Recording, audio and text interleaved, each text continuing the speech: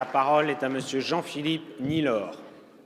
Monsieur le Premier ministre, le 22 mars dernier, les retraités de la République étaient en marche pour dénoncer la dégradation de leur pouvoir d'achat et la violence de l'attaque à la CSG dont ils sont victimes. En Martinique, le sort des retraités, soit un quart de la population, est d'autant plus préoccupant qu'ils subissent déjà de plein fouet la cherté de la vie, plus 38% pour l'alimentation, qu'ils doivent souvent assumer la solidarité familiale à l'égard de leurs enfants et petits-enfants, et que de nombreux régimes de retraite souffrent de discrimination par rapport à la France. La proportion des retraités au minimum vieillesse est en Martinique 7 fois plus importante qu'en France. Plus de 80% des retraités vivent sous le seuil de pauvreté si l'on applique le seuil de pauvreté hexagonal. Vous me répondrez que les plus petites retraites sont épargnées par le dispositif CSG ou que ce dernier sera incessamment corrigé en faveur des 100 000 retraités dont le revenu fiscal est juste au-dessus du seuil fixé. Soit.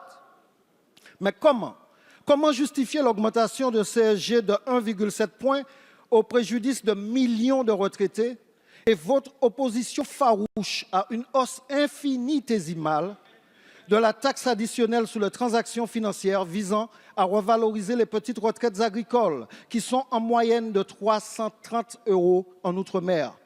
Vous court-circuitez ainsi à coup de 44-3 une loi proposée par le groupe GDR et votée à l'unanimité dans cet hémicycle. À l'impôt sur la fortune, vous préférez l'impôt sur l'infortune de nos aînés.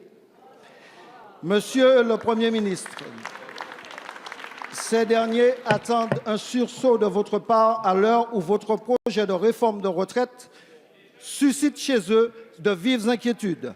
Merci, eux dont le poids économique Monsieur et le rôle député, social et sociétal sont prépondérants dans nos territoires. Agnès Buzyn, ministre des Solidarités et de la Santé.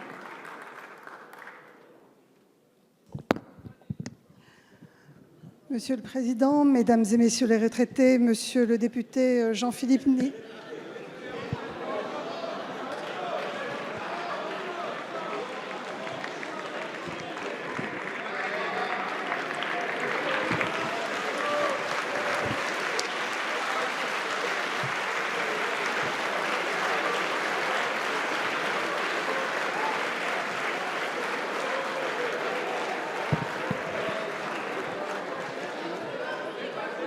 Madame. Allez-y, Madame la ministre, devant une assemblée de députés et à la composition sociologique très diversifiée. Je crois que je vais gagner le record, Monsieur le Président. Donc, pardonnez-moi, Mesdames et Messieurs les députés, Monsieur le député Jean-Philippe Nilor. Vous avez parlé à juste titre de la faiblesse des retraités dans les DOM, et notamment de la retraite des agriculteurs. Je voudrais revenir sur ces deux points. Concernant la retraite dans les DOM, vous avez raison, elle est souvent en dessus du minimum vieillesse. De ce fait, les personnes n'ont évidemment pas à payer la hausse de la CSG. Ils bénéficient du minimum retraite et je rappelle que ce minimum retraite va être augmenté dans 3 jours, le 1er avril prochain, de 30 €. Il sera augmenté sur l'ensemble du quinquennat de 100 € et en fait assez rapidement puisqu'il atteindra 903 €, c'est-à-dire plus 100 € le 1er janvier 2020. Donc évidemment, ces personnes sont bien en deçà du seuil des retraités qui ont à payer la CSG. Je rappelle que 40% des retraités aujourd'hui n'ont pas à s'acquitter de la hausse de la CSG. Concernant la retraite agricole, Monsieur le député Nilor, je voudrais dire que, évidemment, leur situation n'est pas satisfaisante. Nous avons eu l'occasion d'en débattre dans cette Assemblée et notamment au Sénat aussi. Nous avons pris l'engagement avec le haut-commissaire à la réforme des retraites, Jean-Paul Delevoye, de recevoir toutes les organisations syndicales des agriculteurs pour échanger à ce sujet. Nous les recevons dans une quinzaine de jours.